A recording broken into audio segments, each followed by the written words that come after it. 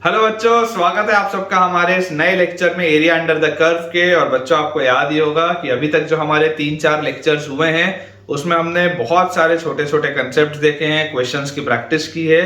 और आप सबको मैंने शुरू से ही बताया है कि ये चैप्टर बहुत छोटा सा चैप्टर है, कोई बहुत बड़ा चैप्टर ये नहीं है। तो आज का लेक्चर और उसके बाद मैक्सिमम 2-3 लेक्चर्स और उसके बाद बेटा ये पूरा चैप्टर अपना अच्छे से सवालों की प्रैक्टिस के साथ कंप्लीट हो जाएगा। तो चलिए अपना आज का लेक्चर बेटा स्टार्ट करते हैं। बहुत अमेजिंग सा लेक्चर होने वाला है, कुछ सवाल और कुछ फ्रेश थ्योरी का पार्ट आपका इंतजार कर रहा है। लेकिन आज का अपना लेक्चर स्टार्ट करने से पहले एज यूजुअल बेटा, अगर आपने अभी तक हमारे टेलीग्राम के चैनल को ज्वाइन नहीं किया है तो it is my humble request कि आप सब हमारे टेलीग्राम के चैनल से जुड़िए, जिसका ज्वाइनिंग लिंक आपको नीचे डिस्क्रिप्शन बॉक्स पे मिल जाएगा।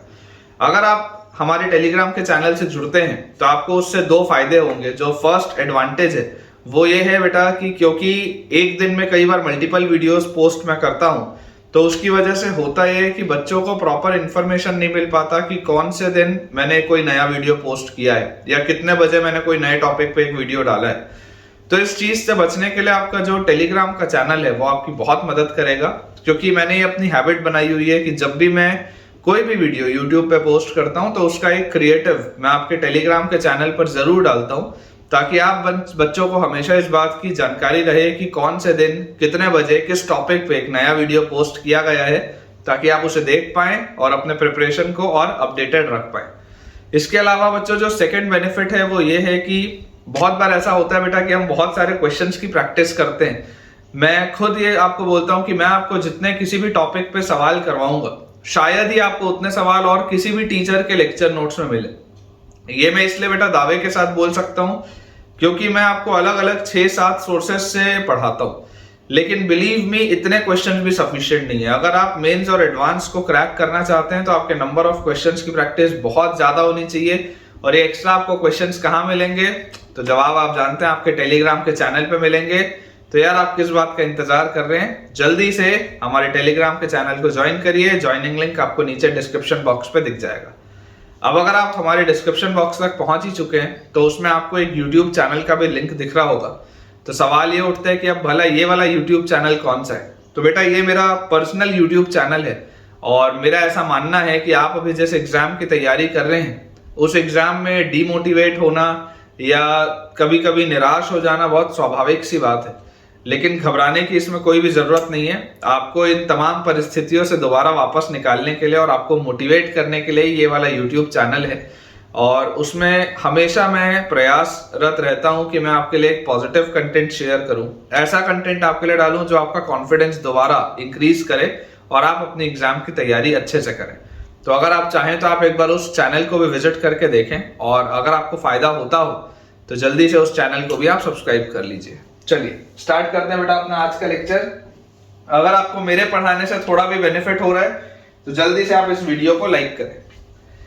तो सवाल अपने पास बच्चों लिखा हुआ है, find the value of c, find the value of c, find the value of c for which the area, for which the area, find the value of C for which the area of the figure, for which the area of the figure, find the value of C for which the area of the figure bounded by, for which the area of the figure bounded by the curves, bounded by the curves y equal to 4 by x square, y equal to 4 by x square, x equal to 1 and y equal to c.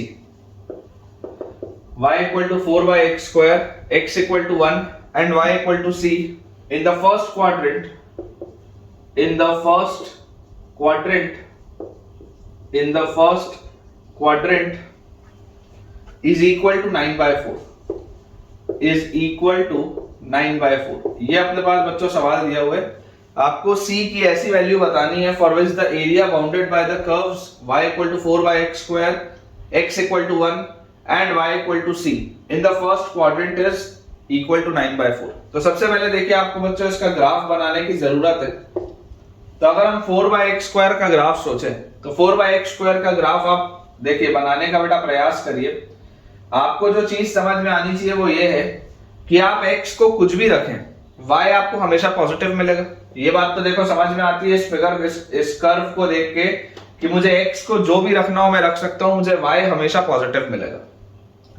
अब देखिए अगर आप x को कुछ भी रखें और y अगर आपको पॉजिटिव मिल रहा है तो x जब 0 के पास होगा, तो ये 0 के पास होगा तो 4/0 ये इनफाइनाइट होगा, मतलब ये कर्व यहां से स्टार्ट हो रहा होगा, है ना। x नेगेटिव होगा तब भी यहीं से स्टार्ट हो रहा होगा। बेसिकली इवन फंक्शन है तो ये y एक्सिस के अबाउट सिमेट्रिक भी बनेगा कर्व। तो मेरे हिसाब से देखो जैसे जैसे x इंक्रीज होता जाएगा y की वैल्यू डिक्रीज होती जाएगी, तो ये जो मेरे हिसाब से कर्व बनना चाहिए वो कुछ ऐसा बनना चाहिए, ठीक है। और इस साइड पे बेटा जो कर्व मेरे हिसाब से बनना चाहिए वो कुछ ऐसा बनना चाहिए। ये मिरर इमेज है एक दूसरे का। अब अगर इस पैटर्न का बच्चों मेरे पास ग्राफ बना है तो this is the graph of y equal to 4/x²। This is the graph of y equal to 4/x² और ये आपका y एक्सिस है, this is your y axis, ठीक है। इसको अपन बना लेते हैं, ये y एक्सिस है, this is your x axis. अब ध्यान से बच्चों समझिए, आपको बोला जा रहा है x equal to 1। x equal to 1 की लाइन कहां पर होगी? जब x की वैल्यू 1 होगी तब y की वैल्यू 4 होगी। तो x इक्वल टू 1 की लाइन आप मान लो, यहां पर मान लो, ये इमेजिन करो ये आपके पास x इक्वल टू 1 की लाइन है, या इधर नहीं मानते, इधर मानोगे तो एक चीज मुझे समझाने में थोड़ी सी दिक्कत आएगी आपको। यहां मानो let us say this is x equal to 1, ये लाइन है x इक्वल टू 1। अब बोला जा रहा है x इक्वल टू 1 के बाद यहां पर जैसे आप x की वैल्यू 1 डालोगे तो x की वैल्यू 1 डालते ही y की वैल्यू 4 आ जाएगी, तो दिस विल बी 1,4, ठीक है। इसके बाद बच्चों y इक्वल टू c, और आप पहले क्वाड्रेंट की बात कर रहे हैं, y equal to c। y equal to c मतलब देखो कैसी लाइन होगी, y इक्वल टू c वाली लाइन ऐसी भी हो सकती है, y इक्वल टू कांस्टेंट, ठीक है। और y इक्वल टू कांस्टेंट वाली लाइन इधर भी हो सकती है, नीचे, दोनों जगह हो सकती है ना। y इक्वल टू कांस्टेंट वाली लाइन इस पॉइंट के ऊपर भी हो सकती है और इस पॉइंट के नीचे भी हो सकती है ना। देयर आर टू पॉसिबिलिटीज, ये पॉसिबिलिटी 1 है, ये पॉसिबिलिटी 2 है। ये वाली भी line y equal to c हो सकती है, ये वाली भी line y equal to c हो सकती है। देयर आर टू पॉसिबिलिटीज, ये चीज इंपॉर्टेंट है, यही आपको समझ में आना भी चाहिए, अदरवाइज प्रॉब्लम आएगी। ये चीज हमको समझ में आनी चाहिए, अदरवाइज बच्चों प्रॉब्लम आएगी, ठीक है। अब देखो अगर आपने ये वाली चीज कर ली तो ये वाली चीज करने के बाद यहां से हमको देखो क्या चीज समझ में आती है। अगर इसका एरिया 9/4, किसका किसका, ये वाला जो कर्व है, इस कर्व का x इक्वल टू 1 और y इक्वल टू c के साथ, मतलब कि या तो ये वाले एरिया की बात हो रही है, ठीक है, या आप कौन से एरिया की बात कर रहे हो, ये कर्व है, ये लाइन है y इक्वल टू c और ये x इक्वल टू 1, या आप इस वाले एरिया की बात कर रहे हो। ये दोनों एरियाज हो सकते हैं, या तो ये वाला एरिया 9/4 होगा, आइदर दिस इज 9/4, या ये वाला एरिया 9/4 होगा, आइदर दिस इज 9/4, दोनों की ही पॉसिबिलिटी, ठीक है। तो ये इसमें एक इंपॉर्टेंट चीज थी, मुझे क्लियरली दिखाई दे रहा है कि इसके दो आंसर्स आने चाहिए। तो हम सबसे पहले ऊपर वाले अगर हिस्से को कंप्यूट करें, तो ऊपर वाले हिस्से को अगर हम बच्चों कंप्यूट करेंगे तो हमारे पास देखो क्या आ जाएगा, अपर कर्व। अपर कर्व इसमें क्या है, upper curve minus lower curve अगर मैं कर दूं, सबसे पहले मुझे ये वाला भी पॉइंट निकालने की जरूरत है। तो ये वाला जो आपका कर्व बना हुआ है 4/x², 4/x² का बच्चों ये वाला जो ब्रांच बना हुआ है, इसमें जैसे आप y की वैल्यू c डालेंगे तो y इक्वल टू c जैसे आप रखेंगे 4/x² के साथ, तो यहां से आपके पास देखो x की वैल्यू क्या आ जाएगी, x² की यहां से वैल्यू आपके पास आ जाएगी 4/c, और x की वैल्यू अपने पास आ जाएगी 2/√c या -2/√c। x की अपने पास बच्चों देखो दो वैल्यूज आ रही है, इट इज आइदर 2/√c या इसकी वैल्यू आ जाएगी 2/√c, ठीक है। तो मतलब आपको तो क्लियरली देखो दिखाई दे रहा है कि अगर आपने y इक्वल टू c माना है, आप क्लियरली देखो c को पॉजिटिव लेके चल रहे हो। ये आपने बच्चों जो जिस तरीके से फिगर बनाया है, आप पहले क्वाड्रेंट की बात कर रहे हो, c को पॉजिटिव ही होना पड़ेगा। अगर c नेगेटिव हुआ तब तो कभी भी इंटरसेक्शन नहीं आएगा, क्योंकि ये वाला कर्व तो हमेशा ही एक्स एक्सिस के ऊपर है। तो ये बात तो देखो अपने को समझ में आती है कि c पॉजिटिव है। तो अगर c पॉजिटिव है तो ये x की वैल्यू यहां से क्या आ जाएगी, 2/√c आ जाएगी, ये वाला रिजेक्ट हो जाएगा, ये वाला पॉइंट रिजेक्ट हो जाएगा। अगर मैं सिर्फ ये वाले पॉइंट की बात करूं तो यहां पर x की वैल्यू आएगी 2/√c, ठीक है क्या, x की वैल्यू अपने पास आ जाएगी 2/√c। अब अगर ये अपने पास x की वैल्यू आ गई तो यहां पर अपर कर्व माइनस लोअर कर्व अगर मैं करूं, ठीक है, और इंटीग्रेट मैं बोलूं कि इंटीग्रेट करते हैं y dx, तो इंटीग्रल y dx, अगर आप एक वर्टिकल स्ट्रिप लेंगे वर्टिकल स्ट्रिप में आप इंटीग्रेट करते हैं y dx को, तो integral of upper curve is y equal to c minus lower curve is y की वैल्यू क्या है, यहां पर इस वाले कर्व के लिए y की वैल्यू है 4/x²। ठीक है, upper curve minus lower curve, ये आपने कर दिया integrate with respect to x, और x का मूवमेंट कहां से कहां हो रहा है, तो x का मूवमेंट हो रहा है 2/√c से लेकर 1 तक।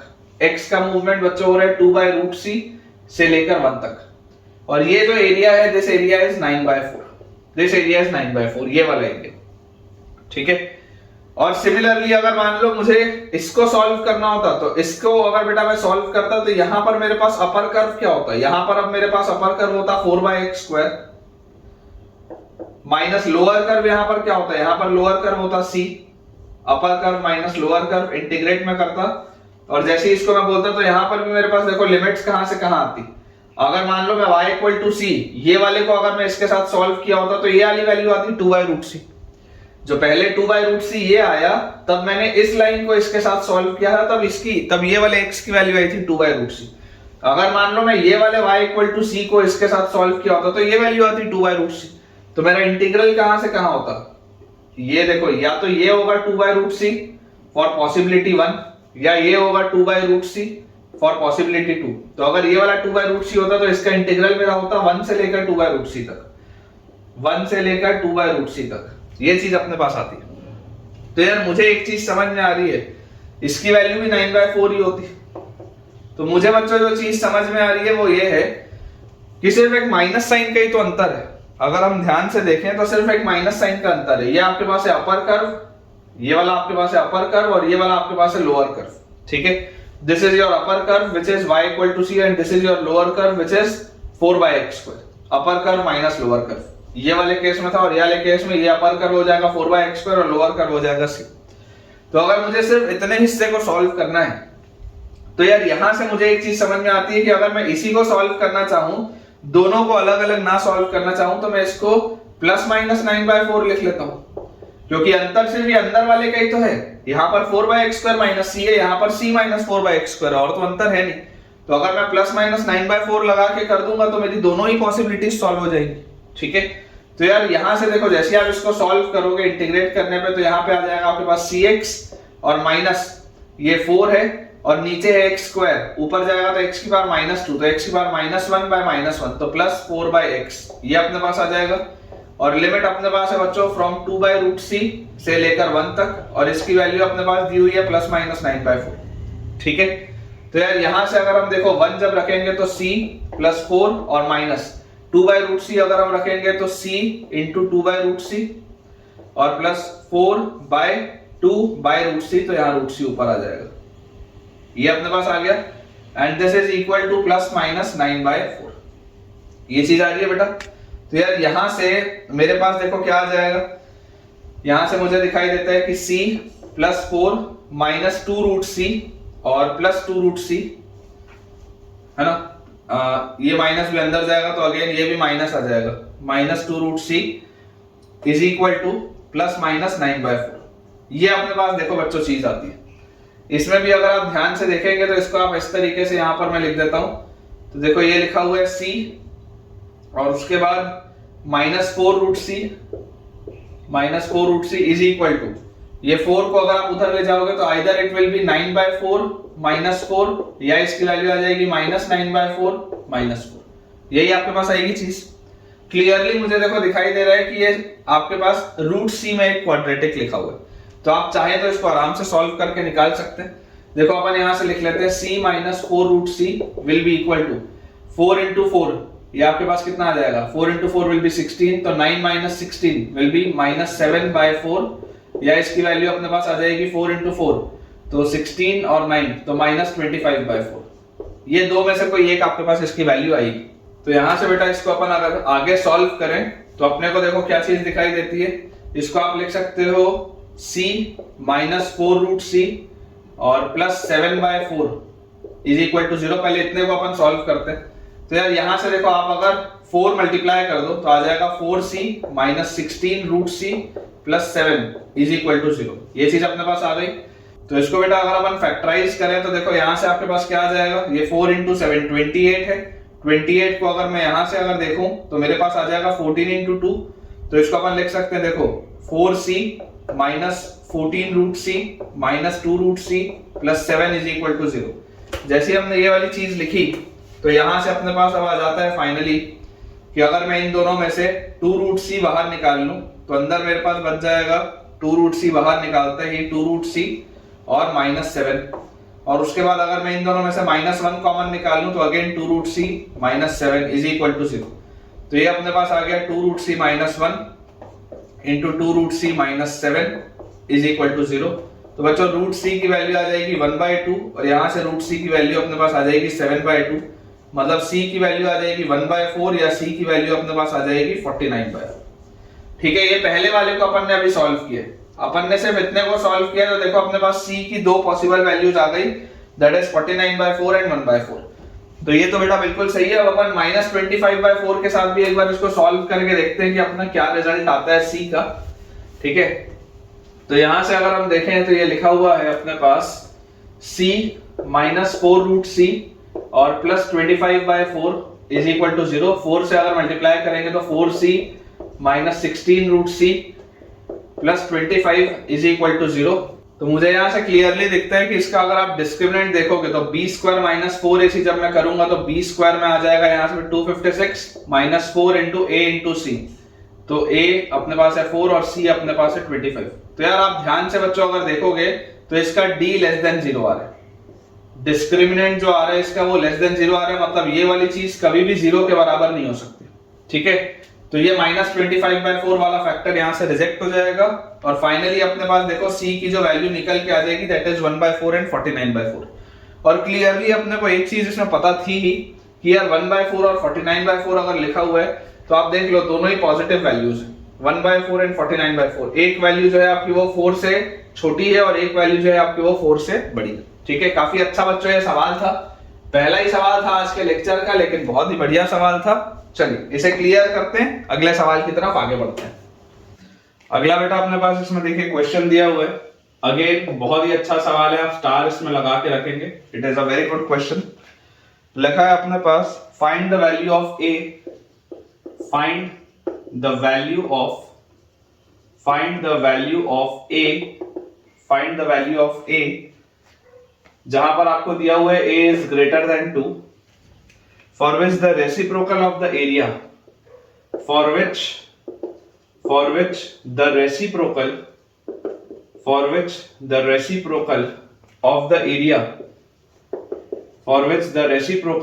of the area enclosed between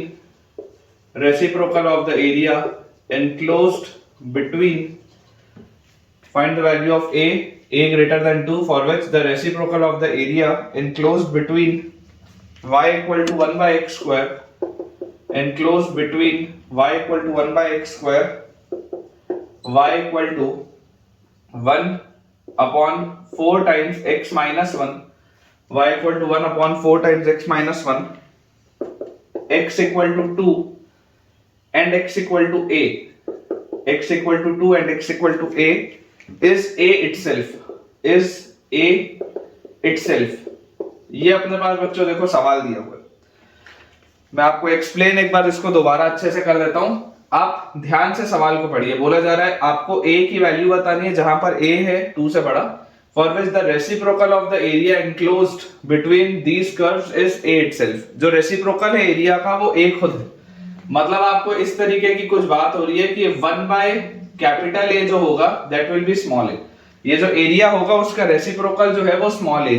ठीक है, और एरिया आप किस कर्व्स की बात कर रहे हैं, y equal to 1 by x square y equal to 1 by 4 times x minus 1, ये अपने पास देखिए कर्व दिया हुआ है। अगर आप इसका ग्राफ प्लॉट करेंगे, अधिकतर बच्चों को तो बेटा इसका ग्राफ ही प्लॉट नहीं करते बनता, आप सबसे पहले यहां पर देखिए y equal to 1 by x square को अगर आप ऑब्जर्व करेंगे तो इसमें अपने पास खास चीज क्या है देखने वाली, खास चीज बच्चों ये है कि देखो y हमेशा पॉजिटिव होगा, मतलब ये हमेशा ऐसे ऊपर होगा ग्राफ। x की जो वैल्यू है वो पॉजिटिव नेगेटिव दोनों हो सकती है, x की वैल्यू कभी भी 0 नहीं हो सकती है। जब x 0 के पास जाएगा तब जो y है वो इनफाइनाइट के पास जाएगा, मतलब ये इस पैटर्न का आपका ग्राफ बन रहा है। ठीक है क्या, देखो इस पैटर्न का अपने पास ये ग्राफ बन रहा है। अब अगर ये वाली चीज अपने को समझ में आती है, इसके बाद सेकंड अपने पास देखो जो कर्व दिया हुआ है वो क्या है, 1/4 times of x minus 1, 1/4 times of x minus 1। अगर आप सबसे पहले इन दोनों को सॉल्व करो, इन दोनों का आप सॉल्व करके ये देखो कि ये वाले कर्व और वो वाले कर्व का कोई कॉमन पॉइंट है भी या नहीं। तो अगर मैं बोलूं 1/x² is equal to 1/4 times x minus 1, मतलब कि बच्चों यहां से आ जाएगी x² की वैल्यू 4x माइनस 4 के बराबर, या x² माइनस 4x प्लस 4 की वैल्यू आ जाएगी 0, या इसको आप बोल सकते हैं x माइनस 2 का whole square will be equal to 0, तो x की वैल्यू आ जाएगी 2। परफेक्ट स्क्वायर अगर ये बन रहा है, इसका मतलब क्या है, इसका मतलब ये है कि इसको टच करता हुआ जा रहा होगा। ठीक है, अगर मान लो ये समझने में आपको प्रॉब्लम हो रही है कि परफेक्ट स्क्वायर में टचिंग क्यों हो रहा हूं, तो अभी मैं आपको एक्सप्लेन करता हूं क्या चीज हो रही है। और ये अपने को देखो क्लियरली दिख रहा है कि इसका जो असिम्पटोट आएगा वो कहां पर आएगा, x इक्वल टू 1 पर, मतलब x इक्वल टू 1 पर एक आपके पास वर्टिकल टेंजेंट आ जाएगी। देखिए ऑब्जर्व बच्चों जो करने वाली बात है वो क्या है कि अगर आप यहां पर x इक्वल टू 1 वाली एक ये डॉटेड लाइन बनाए, let us say this is a dotted line of x equal to 1, तो अगर ये x इक्वल टू 1 की मेरी बेटा डॉटेड लाइन है, इसका मतलब क्या है कि जब 1 से आप थोड़ा सा बस बड़ा रखोगे तो ये पूरी चीज अगेन इनफाइनाइट की तरफ जाएगी। ठीक है, और उसके बाद ये ऐसे डिक्रीज होते जाएगी, जैसे जैसे x बड़ा होगा वैसे वैसे y डिक्रीज होगा। सेम पैटर्न का ग्राफ है बच्चों, मैंने आपको ग्राफ ट्रेस करना सिखाया ही है। आप यहां से बच्चों ऑब्जर्व करिए, ऑब्जर्व करने वाली बात क्या है कि जब आप x को 1 से थोड़ा सा बड़ा रखोगे, तो 1 को थोड़ा सा बड़ा रखने पर ये पूरी चीज 0 के पास होगी, तो अगर ये 0 के पास होगी तो y की वैल्यू होगी इनफाइनाइट के पास, और ये फिर ऐसे डिक्रीज करता जाएगा। जैसे जैसे आप x इंक्रीज करोगे वैसे वैसे आपका बच्चों ये जो y है वो डिक्रीज होता जाएगा। मान लेते हैं x इक्वल टू 2 वाला पॉइंट यहां पर है, let us say this is x equal to 2 वाली लाइन, ये जो लाइन है इसको अपन मान लेते हैं this is x equal to 2। ठीक है, इसको अपन ले लेते हैं x इक्वल टू 2, और ये आपकी जो बच्चों लाइन थी this was x equal to 1। अब अगर ये x इक्वल टू 2 वाली लाइन है, मतलब कि ये जो कर्व होगा ये यहां से ऐसा डिक्रीज हो रहा है, डिक्रीज हो रहा है, डिक्रीज हो रहा है, और देखो x इक्वल टू 2 पर ये दोनों कर्व सेम होंगे, x इक्वल टू 2 पर ये दोनों कर्व सेम होंगे। और क्योंकि बच्चों ये एक परफेक्ट स्क्वायर बन रहा है, क्योंकि ये एक परफेक्ट स्क्वायर बन रहा है, इसका मतलब ये इसको क्या कर रहा होगा, टच करता हुआ ऐसे आगे जा रहा होगा। मतलब ये वाला जो आपका कर्व है, ये वाला बेटा आपका जो कर्व है this is 1/4 times of x minus 1, y equal to 1/4 times of x minus 1, ये वाला कर्व है this y equal to 1/4 times of x minus 1। ठीक है, और ये जो ये वाला कर्व अपने पास दिया हुआ है this is y equal to 1/x²। ठीक है क्या, ये जो नीचे वाला बच्चों अपने पास कर्व है this is y equal to 1/x², ये अपने पास एक पैटर्न दिया हुआ। फिर अपने को बोला जा रहा है and x equal to a, तो x इक्वल टू a वाली लाइन कौन सी होगी, देखो क्योंकि a की वैल्यू 2 से बड़ी है तो x इक्वल टू a वाली लाइन अपने पास यहां पर कहीं पर होगी, let us say this is the line x equal to a। तो बोला जा रहा है find the value of a for which the reciprocal of the area enclosed between these two curves x equal to 2 and x equal to a, मतलब कि आपको ये वाले एरिया की बच्चों बात हो रही है, ये वाला जो एरिया है this area is capital A, ये वाला बच्चों जो एरिया है this area is capital A। तो अगर ये वाला एरिया हमारे पास कैपिटल A आएगा तो आपको बोला जा रहा है कि 1/कैपिटल A इज स्मॉल a, आपको ये सॉल्व करना है। ये हमने इसका ग्राफ बना लिया, पूरा का पूरा खेल सिर्फ इस ग्राफ को बनाने का था, क्योंकि बच्चों से यही वाला बनने में प्रॉब्लम होता है। तो अगर हम ऑब्जर्व करें तो देखिए आपको यहाँ पर इंटीग्रेट करना पड़ेगा, एरिया अगर आपको निकालना है तो एरिया विल बी इंटीग्रल आपका कहां से कहां होगा, 2 से लेकर a तक, और आपके पास अपर कर्व क्या है, upper curve is 1/4 times of x minus 1, 1/4 times of x minus 1, minus lower curve क्या है, लोअर कर्व है हमारे पास 1/x², और क्योंकि हम वर्टिकल स्ट्रिप लेके इंटीग्रेट करेंगे तो हम यहाँ पर dx के रिस्पेक्ट में इसको इंटीग्रेट करेंगे। मैंने एक वर्टिकल स्ट्रिप ली है यहाँ पर, ठीक है, this is a vertical strip जो अपन ने ली। तो यहां से अपने पास देखो क्या चीज आ जाती है, जैसे ही बच्चों आप इसको इंटीग्रेट करोगे आपके पास आ जाएगा 1/4 तो बाहर है, 1/x माइनस 1 का ln x माइनस 1, और x की पावर माइनस 2 है तो x की पावर माइनस 1/-1 तो प्लस 1/x, ये अपने पास आ जाएगा इसका इंटीग्रल। और इस पे अपने को लिमिट्स रखनी है फ्रॉम 2 to a, ये है कैपिटल A की वैल्यू, तो कैपिटल A अपने पास यहां से आ जाता है। अगर मैं यहां पर a रखूंगा तो 1/4 times ln a minus 1 plus 1/a, और फिर जब हम यहाँ पर 2 रखेंगे तो माइनस 2 रखते हैं, देखो ये क्या हो जाएगा 2 माइनस 1, तो 2 माइनस 1 तो ln1 0 हो जाएगा, और 2 यहाँ पर रखोगे तो 1/2, ये अपने पास बच्चों देखो चीज आती है। ठीक है, तो यार अगर मुझे इसे सॉल्व करना है तो यहां से देखो क्या चीज आ गई, यहां से अपने पास आ गया कैपिटल ए की इटसेल्फ में वैल्यू क्या थी, कैपिटल ए की वैल्यू 1/a थी। तो अपन यहां पे बोल सकते हैं therefore 1/a is equal to 1/4 times ln a minus 1 plus 1/a minus 1/2।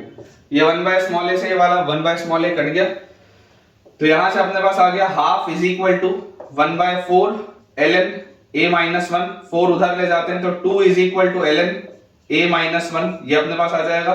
और ये log का बेस e है तो e स्क्वायर प्लस 1, ये वैल्यू आ जाएगी बच्चों a की वैल्यू अपने पास आ जाएगी e स्क्वायर प्लस 1। बिल्कुल सही, अपन ने बेटा जो आंसर निकाला है दैट इज कंप्लीटली एक्यूरेट।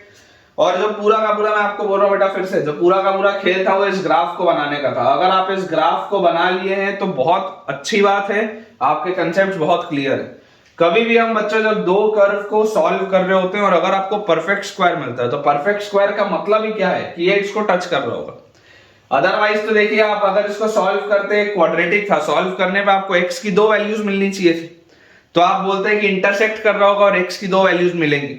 लेकिन अगर ये x की एक ही वैल्यू मिल रही है, परफेक्ट स्क्वायर बन गया, इसका मतलब जरूर वो इसको टच करता हुआ आगे बढ़ रहा होगा। ठीक है, तो बहुत इंपॉर्टेंट ये कंसेप्ट है। चलिए इसे क्लियर करते हैं, अगले सवाल की तरफ आगे बढ़ते हैं। अगला बेटा अपने पास इसमें क्वेश्चन लिखा है, सेम पैटर्न का क्वेश्चन है। ठीक है, लिखा हुआ है अपने पास again, for what value of a, for what value of a, for what value of a greater than 2। ठीक है, सेम पैटर्न का सवाल है। Is the area of the figure, is the area of the figure, is the area of the figure bounded by the curves, area of the figure bounded by the curves, is the area of the figure bounded by the curves y equal to 1 by x, bounded by the curves y equal to 1 by x, y equal to 1 by 2x minus 1, y equal to 1 by 2x minus 1, x equal to 2 and x equal to a, x equal to 2 and x equal to a is equal to ln 4 by root 5, is equal to ln 4 by root 5। ये अपने पास बच्चों सवाल है, बिल्कुल same pattern का question है। बस again जो इंटरेस्टिंग चीज है वो इसका ग्राफ बनाना है। एक बार आप ग्राफ बना लेंगे तो फिर एरिया अंडर द कर्व के आपको बेटा कंसेप्ट तो मैंने सिखाई दिए। तो देखिए अगर हम ऑब्जर्व करें तो हमें इसमें समझ में आता है, सबसे पहले तो दिया हुआ y equal to 1 by x. अब y equal to 1 by x का ग्राफ कैसा होगा, अगर आप ध्यान से देखेंगे तो देखिए ये आपके पास आपका कार्टेशियन प्लेन, जब आपका x पॉजिटिव होगा, जब x पॉजिटिव होगा तो y की वैल्यू क्या आ जाएगी, पॉजिटिव आ जाएगी। ठीक है, जब x पॉजिटिव में y पॉजिटिव, जब x नेगेटिव होगा तो y की वैल्यू नेगेटिव आ जाएगी, इसमें कोई दिक्कत नहीं। और जब आप x को 0 के करीब लेके जाओगे तो y इनफाइनाइट के करीब जाएगा। ठीक है, तो ये इस पैटर्न का यहाँ पे ग्राफ बनेगा, ये नीचे इस पैटर्न का ग्राफ बनेगा, लेकिन इसको बनाने की फिलहाल जरूरत नहीं है ना। आप देख सकते हैं, देखिए नीचे इस पैटर्न का आपके पास ग्राफ बनेगा ऐसा, लेकिन इसको फिलहाल अपने को बनाने की जरूरत बिल्कुल भी नहीं पड़ेगी। अब अगर हमने ये वाली चीज देखो कर ली, अगला अपने पास बोला जा रहा है y equal to 1 by 2x minus 1। तो y equal to 1 by 2x minus 1 अगर आपको बेटा ग्राफ में बनाना है तो मैं आपको बोलता हूं सबसे पहले आप ऐसा करो, इन दोनों को आप सॉल्व करके देखो कि इन दोनों का कोई कॉमन मीटिंग पॉइंट है या नहीं। तो 1 बाई x को अगर मैं 1 बाई 2x माइनस 1 के साथ सॉल्व करूं तो x की वैल्यू आएगी 2x माइनस 1, या यहां से x की वैल्यू आ जाएगी 1। यहां से अपने पास बच्चों देखो x की वैल्यू सॉल्व होके आ जाएगी 1। तो अगर x की वैल्यू अपने पास 1 आ रही है, इसका मतलब देखो ये x इक्वल टू 1 वाली लाइन है ना, this is the line x equal to 1। तो अगर ये x इक्वल टू 1 वाली लाइन है, इसका मतलब क्या है, देखो अगर आप x को, जब आप x को बच्चों यहां पर इस बात को समझो, x इक्वल टू 1 पर ये टच करेंगे एक दूसरे को, x इक्वल टू 1 पर ये एक दूसरे को टच करेंगे। ऐसा करो, वाली लाइन मत बनाओ, इसकी जरूरत नहीं है। जो लाइन बनाने की जरूरत है मैं आपको बताता हूं, है ना। x इक्वल टू 1 पर तो ये दोनों एक दूसरे को टच करेंगे, ये मान लेते हैं x इक्वल टू 1 का point, let us say this is x equal to 1, ये वाले पॉइंट पे इसको टच करेगा। इसका जो असिम्पटोट आएगा वो कहां पर आएगा, हाफ पे आएगा, x इक्वल टू हाफ पे। मतलब अगर आप x की वैल्यू हाफ से बड़ी रखोगे तो ये जो पूरी की पूरी चीज है, ये पूरी की पूरी चीज पॉजिटिव रहेगी हाफ के करीब। ठीक है, ये आपके पास इसकी असिम्पटोट लाइन आप बना लो, ये इस तरीके से, this is x equal to half. ठीक है, तो यहां से आपका बच्चों कहीं पे ग्राफ चालू होगा इस तरीके से, क्योंकि जैसे आप हाफ के पास लेके जाओगे तो ये देखो पूरी की पूरी चीज किसके पास जाएगी, इनफाइनाइट के पास जाएगी। तो ये डिक्रीज होना इस तरीके से स्टार्ट हुआ। ये डिक्रीज अब आपका कर्व हो रहा है, और डिक्रीज होने के बाद अब जो इसमें बच्चों चीज है समझने वाली, देखो इसको मैं थोड़ा सा और ऐसा बना लेता हूं ताकि आपको क्लियरली पिक्चर दिखे। जब ये डिक्रीज होता हुआ आएगा तो क्योंकि इसमें common intersection point x equal to 1 आ रहा है और सिर्फ एक आ रहा है, इसका मतलब ये इसको इंटरसेक्ट करके नीचे निकल जाएगा। देखो पिछले वाले कर्व में टचिंग हो रही थी, पिछले वाले बच्चों कर्व में टचिंग हो रही थी, इस वजह से ये वाला कर्व इसके ऊपर ही था जो बाद वाला कर्व था, लेकिन ये वाले कर्व में इंटरसेक्शन हो रहा है। तो अगर इंटरसेक्शन हो रहा है तो ये वाली जो ब्रांच है ये इसके नीचे आ जाएगी ब्रांच। इसको अपन अच्छे से ऐसे बना लेते हैं इस पैटर्न में, ये नीचे आ गई ब्रांच। तो ये वाला अपने पास देखो कर्व आ गया y equal to 1 by twice of x minus 1, नहीं x, y equal to 1 by 2x minus 1, ये वाला आ गया कर्व। ये वाला जो अपना कर्व है this is y equal to 1 by x। ठीक है क्या, this curve is y equal to 1 by x। तो यहां पर भी अगर आप देखोगे तो ये जो ऊपर आपके पास कर्व है, ये वाला कर्व क्या है, y equal to 1 by x, और ये जो नीचे आपके पास अब कर्व है, नीचे वाला कर्व अपने पास है y equal to 1 by 2x minus 1। ठीक है, उसके बाद अपने को बोला जा रहा है x इक्वल टू 2, तो x इक्वल टू 2 वाली लाइन तो यहां पर कहीं पे होगी। Let us say this is some x equal to 2, और x equal to a, a की वैल्यू देखो 2 से बड़ी है, तो ये x इक्वल टू a वाली लाइन होगी, this is x equal to a।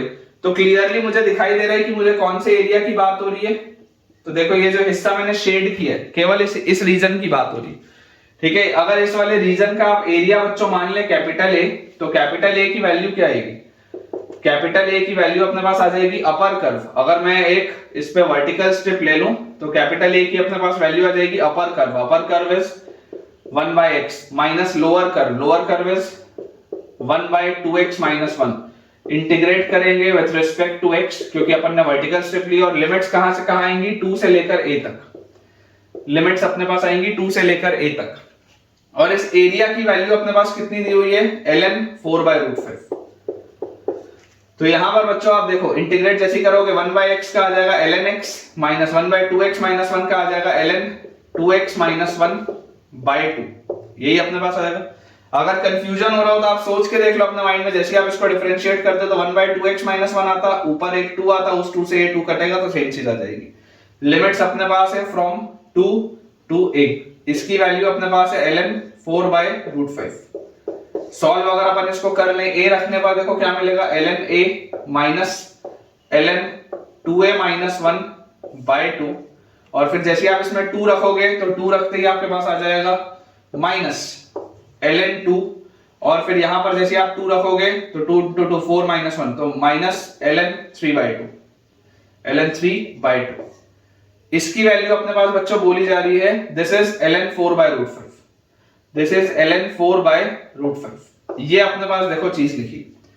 तो अगर मुझे इसे बच्चों सॉल्व करना है तो इसे सॉल्व करने के लिए अपन सबसे पहले तो ऐसा लिख लेते हैं, ln 4 by root 5 is equal to, यहां पर आप इसको बेटा देखो ध्यान से, इसको आप किस तरीके से लिख सकते हो तो मैं आपको समझा दूं कि इसको आप लिख सकते हैं कि log a minus log b का कंसेप्ट यहां पर मुझे दिख रहा है, तो ln, और ऐसा करो पहले आप एलसीएम ले लो। तो जैसे ही आप एलसीएम लोगे तो यहां पर आपके पास 2 ऊपर आएगा, फिर 2 इधर आ जाएगा, तो ln a स्क्वायर हो जाएगा, और माइनस ln 2a माइनस 1 हो जाएगा।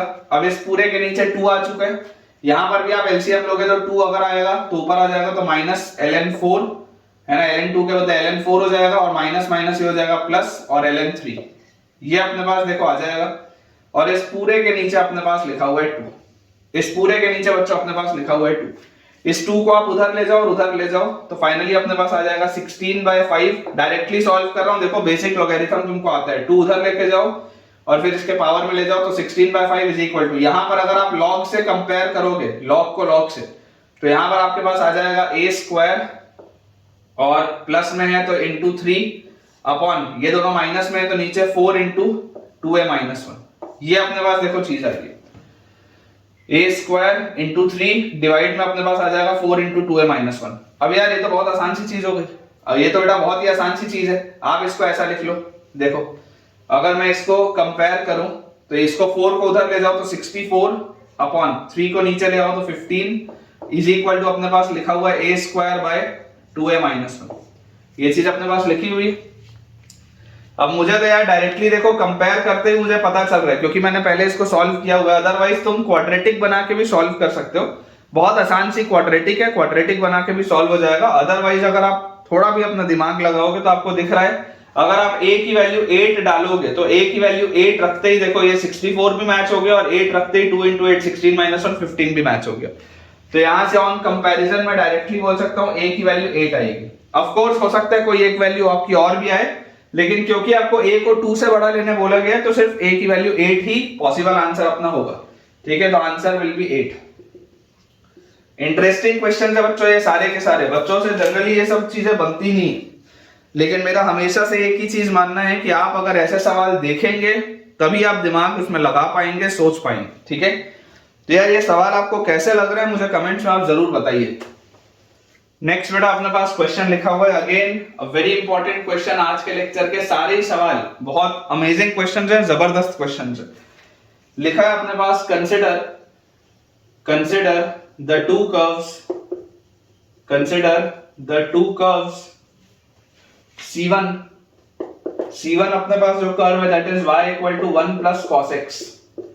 C1 बेटा अपने पास कर्व दिया हुआ है y equal to 1 plus cos x, and C2 अपने पास कर्व दिया हुआ है y equal to 1 plus cos of x minus alpha. C2 curve is y equal to 1 plus cos of x minus alpha for alpha belonging to 0 से पाई by 2। Alpha का बच्चों जो variation है वो 0 से पाई बाय 2 के बीच में है। x belonging to close bracket 0 से पाई, x का जो वेरिएशन है वो 0 से पाई के बीच में है। बोला जा रहा है हमें find the value of alpha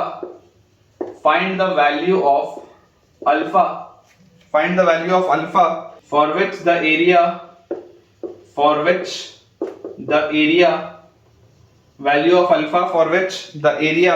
of the figure bounded by area of the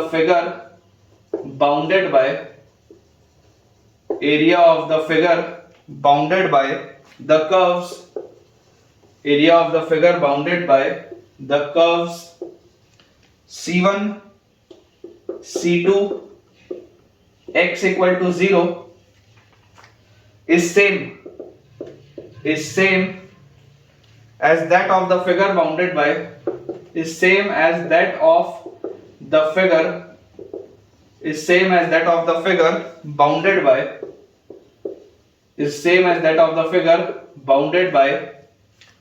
C2 y equal to 1 and x equal to pi। C2 y equal to 1 and x equal to pi। Again बहुत ही जबरदस्त ये सवाल है, और मैं फिर आपको बता रहा हूं ऐसे सवाल देख के बच्चे छोड़ देते, ऐसा लगता है कि यार ये तो ना जाने क्या आ गया। ठीक है, लेकिन देखिए अपन पार्ट बाय पार्ट बेटा इसको सॉल्व करते हैं।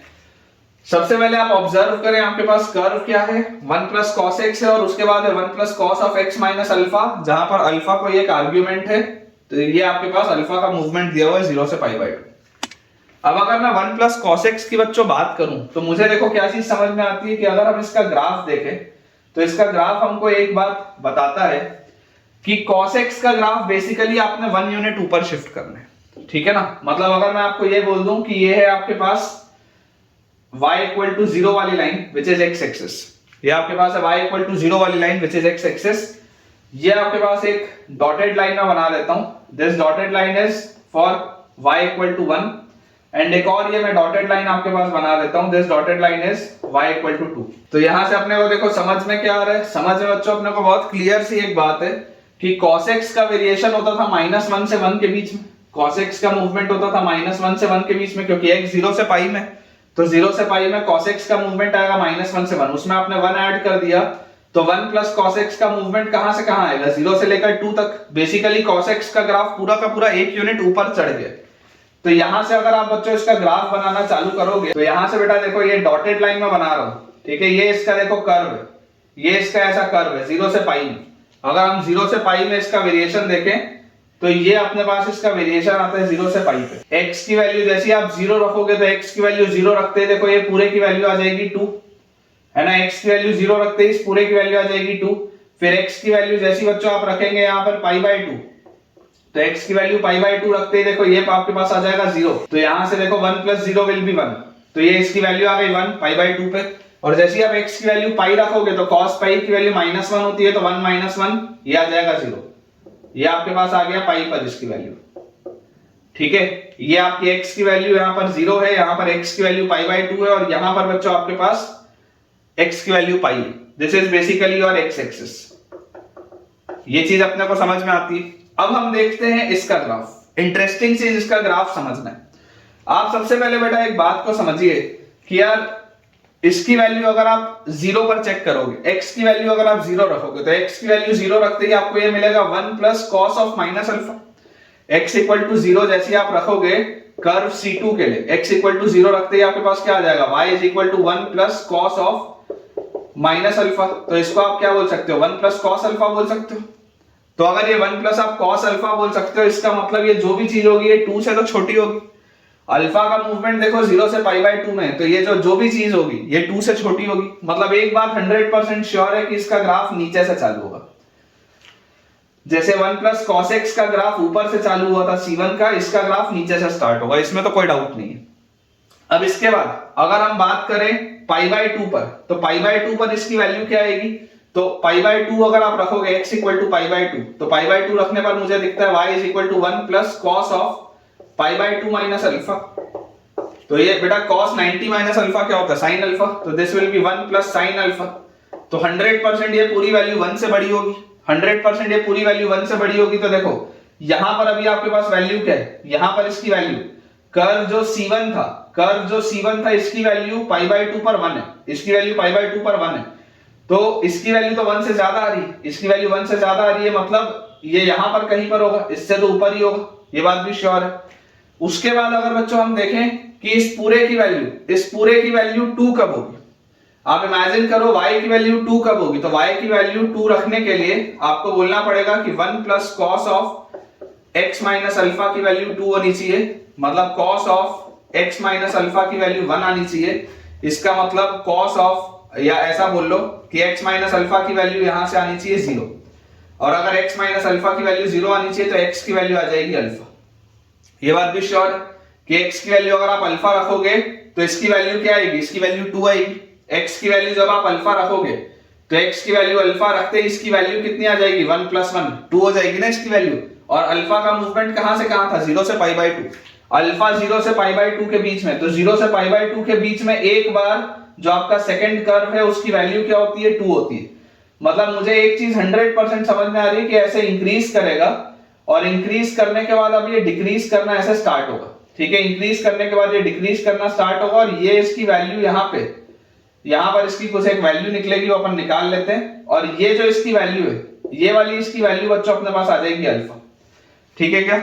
ये वाली जो इसकी वैल्यू है, ये वाली वैल्यू अपने पास आ जाएगी अल्फा। जैसे ही आप अल्फा रखोगे, अल्फा रखते ही इसकी पूरे की वैल्यू कर्व 2 की वैल्यू आ जाएगी 2, ठीक है। ये दोनों किस पॉइंट पे मिल रहे हैं अभी अपन वो निकाल लेंगे, उसमें कोई बहुत बड़ी बात नहीं है।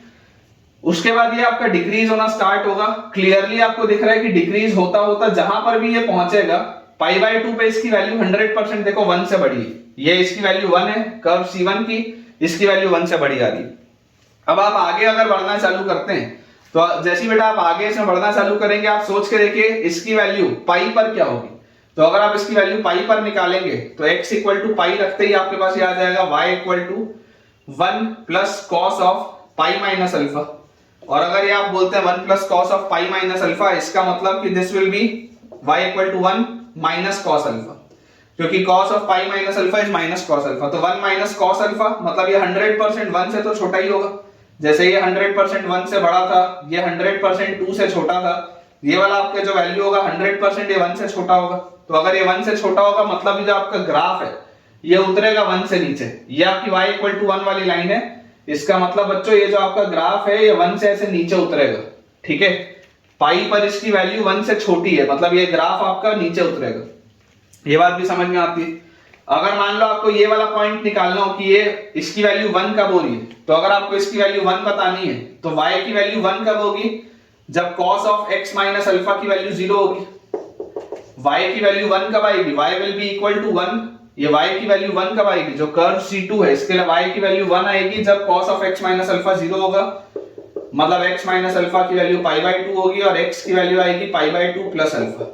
x की वैल्यू आएगी पाई बाई 2 प्लस अल्फा, मतलब ये वाला जो पॉइंट है this is pi by 2 plus alpha. ठीक है, ये अपने पास आ गया।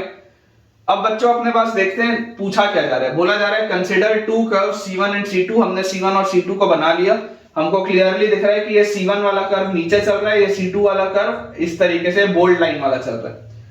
अल्फा का वेरिएशन है 0 से पाई बाई 2, हमको समझ में आएगी अल्फा 0 से पाई बाई 2 के बीच में। x का वेरिएशन है 0 से पाई, मैंने 0 से पाई में इस कर्व को प्लॉट कर लिया। बहुत ही जबरदस्त क्वेश्चन है ये। Find the value of alpha for which the area of the figure bounded by the curve C1 C2 x equal to 0। x equal to 0 मतलब y axis, this is x equal to 0 which is y axis. तो curve C1 curve C2 and x equal to 0। तो देखो ये ऊपर वाला curve curve C1 है, नीचे वाला कर्व कर्व C2 है और ये y एक्सिस है, मतलब ये वाला एरिया, ये वाले एरिया की बच्चों बात हो रही है। तो आपको बोला जा रहा है bounded by this curve is same as that of the figure bounded by C2 y equal to 1 and x equal to pi। Curve C2, this is curve C2। उसके बाद बोला जा रहा है y equal to 1, तो y equal to 1 मतलब ये वाली line, and x equal to pi, x equal to pi मतलब ये वाली लाइन, मतलब ये वाले एरिया के बराबर। ये आपका कर्व C2 है, ये आपके पास x equal to pi वाली लाइन है और ये y equal to 1, मतलब ये एरिया इसके बराबर है। ये हमको बच्चों बोला जा रहा है this area is equal to this area, हमको ये वाली चीज बोली जा रही है। ठीक है, तो यार अगर हम सबसे पहले तो ये वाले पॉइंट को निकालें, तो ये वाले पॉइंट को निकालने के लिए कर्व C1 और कर्व C2 को आपको इक्वेट करना पड़ेगा। जैसे ही आप इन दोनों को इक्वेट करोगे तो यहां से देखो आपके पास क्या आ जाएगा। जैसे हम कर्व C1 और कर्व C2 को इक्वेट करेंगे तो 1 plus cos x will be equal to 1 plus cos of x minus alpha. 1 plus cos x is equal to 1 plus cos of x minus alpha. ये 1 से 1 गया, कंपेयर अगर करूंगा तो अपने पास देखो क्या आ जाएगा, cos x की वैल्यू है cos of x minus alpha. तो अगर मैं बोल दूं x is equal to x minus alpha हो सकता है, या आपके पास हो सकता है x is equal to alpha minus x। यही दो पॉसिबिलिटीज है, या तो x की वैल्यू x माइनस अल्फा होगी या x की वैल्यू अल्फा माइनस x होगी। अब ये वाली कंडीशन तो आप कर नहीं सकते क्योंकि यहां से अल्फा की वैल्यू 0 आ जाएगी। तो यहां से देखो आपके पास आ जाएगा 2x is equal to alpha और x की वैल्यू आ जाएगी अल्फा बाय 2। ये मैंने क्यों किया है, क्योंकि मुझे पता है कि cos x की वैल्यू cos थीटा भी हो सकती है और cos ऑफ माइनस थीटा भी बोल सकते हैं, एक ही बात है। ठीक है, तो यहां से x की वैल्यू अगर अल्फा बाय 2 आ गई, मतलब ये वाला जो पॉइंट है, ये वाला पॉइंट आपके पास आएगा अल्फा बाय 2, जहां पे कर्व C1 और कर्व C2 का इंटरसेक्शन हो रहा है। तो बेसिकली हमको देखो इसमें निकालना क्या है, निकालना हमको है सबसे पहले तो इक्वेट जो करना है, इंटीग्रेट मैं करूंगा 0 से लेकर अल्फा बाय 2 तक, इंटीग्रेट में करूंगा 0 से लेकर अल्फा बाय 2 तक।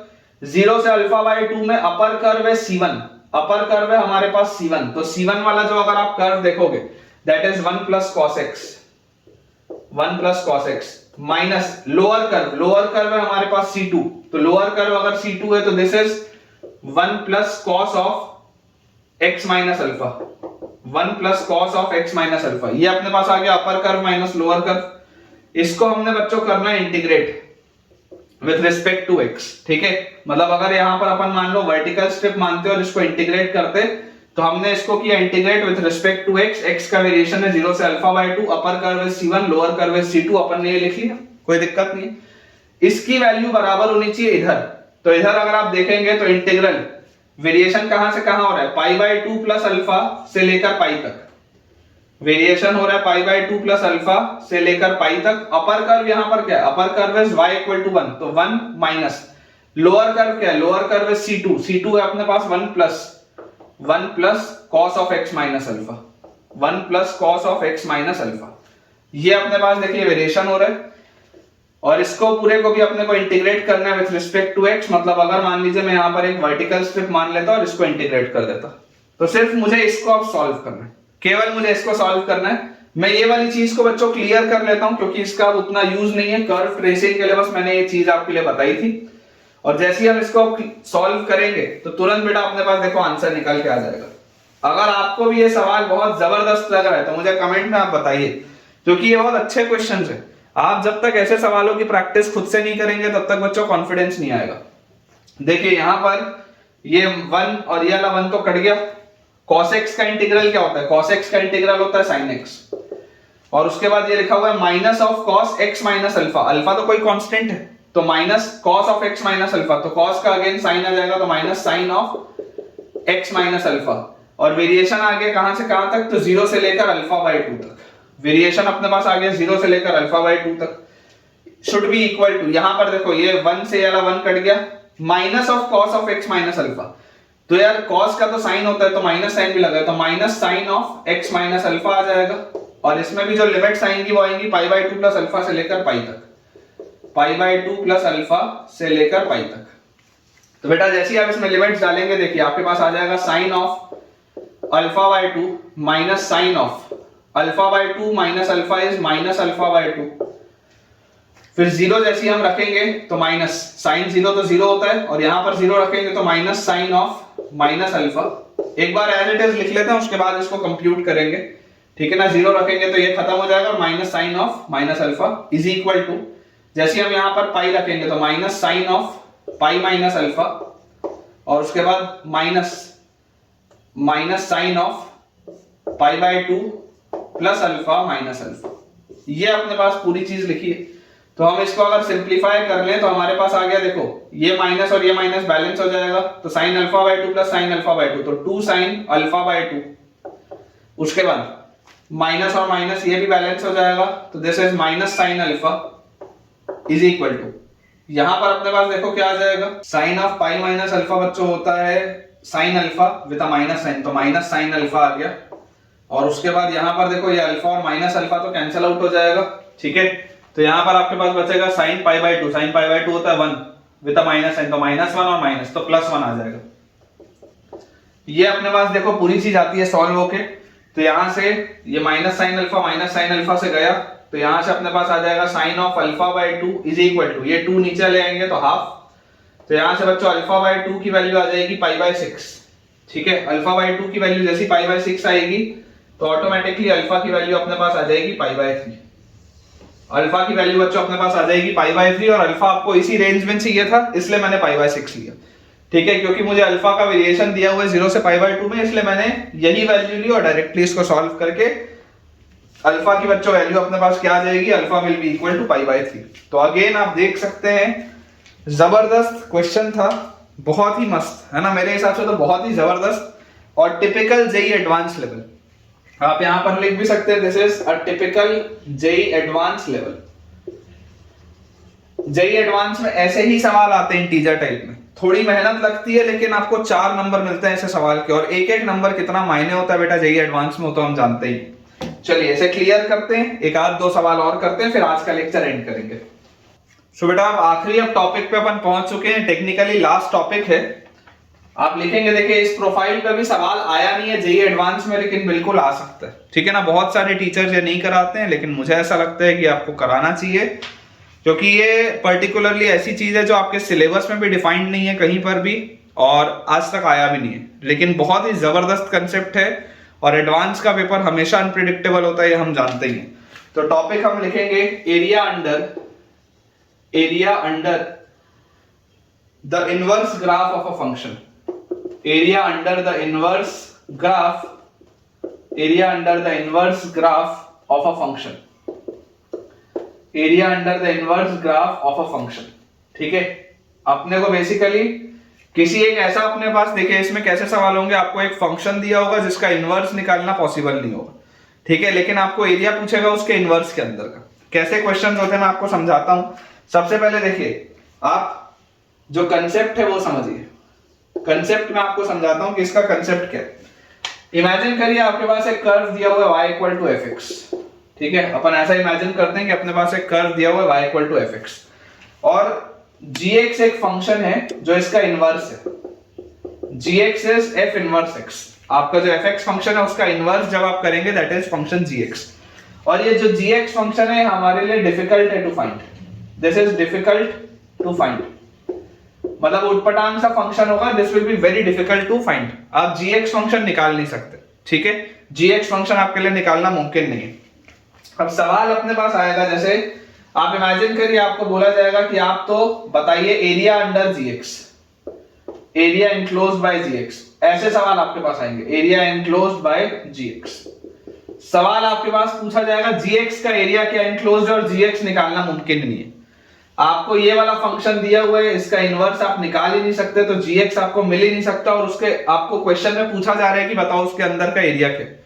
तो ऐसे वाले जो सवाल होते हैं उसमें जो कंसेप्ट लगता है वो आप समझिए इस बात को कि बेटा जब मैं आपको फंक्शंस पढ़ा रहा था तब मैंने आपको एक बात बताई थी कि जो इनवर्स फंक्शंस होते हैं उनका अगर आप ग्राफ प्लॉट करेंगे तो वो सिमेट्रिक होता है y इक्वल टू एक्स के अबाउट। जैसे अगर आप फॉर एग्जांपल अगर आप समझें तो e raise to the power x का ऐसा ग्राफ होता है, this is the graph of e raise to the power x।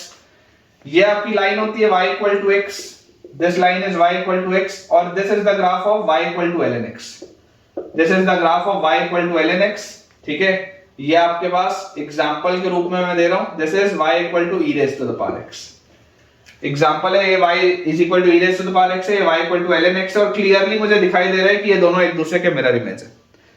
अब आप इमेजिन करिए अगर आपसे बोला जाए कि बताइए ये वाला एरिया कितना होगा, ये वाला एरिया, तो मैं आपको सिर्फ ये बोलूंगा कि अगर आपके लिए इसका इनवर्स निकालना पॉसिबल नहीं है, अगर आपके लिए इनवर्स निकालना पॉसिबल नहीं है तो टेक्निक जो होगी, टेक्निक आपके पास आ जाएगी यहां से कि आप x और y को आपस में रिप्लेस कर सकते हैं।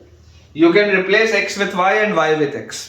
जैसा भी सवाल होगा आप x और y को आपस में रिप्लेस कर सकते हैं। बोलने का मतलब क्या है कि अगर इधर का हिस्सा नहीं निकालते बन रहे हैं तो आप इस साइड का हिस्सा निकाल लो, क्योंकि मुझे पता है कि ये दोनों एक दूसरे के मिरर इमेज है। तो अगर ये दोनों एक दूसरे के मिरर इमेज है तो अगर मेरे लिए ये निकालना पॉसिबल नहीं है तो मैं ये वाला एरिया निकाल लेता हूं, एरिया तो सेम ही होगा। अगर मान लो बेटा मैं मिरर इमेज कर भी लूंगा तो मिरर इमेज करने से एरिया में तो कोई अंतर आएगा नहीं, तो अगर इस हिस्से को नहीं निकाल पाने तो इस हिस्से को निकाल लेते हैं। ये टेक्निक है, ठीक है ना, ये टेक्निक है, बहुत इंपॉर्टेंट टेक्निक है। आप x और y को आपस में रिप्लेस कर सकते हैं, और ये बेसिकली इनवर्स वाला जो एरिया होता है इसका मिरर इमेज होता है। मैंने आपको एक सवाल ऐसा ऑलरेडी कराया है, आप अगर देखेंगे बेटा नोट घुमा के तो आप देखिए एक सवाल था जिसमें यहाँ पर एक ऐसा स्क्वायर जैसा मैंने बनाया था, ये हिस्सा और ये वाला हिस्सा सब्ट्रैक्ट हुआ था और ये बचा हुआ हिस्सा बीच का ये अपने ने सॉल्व करके निकाला था।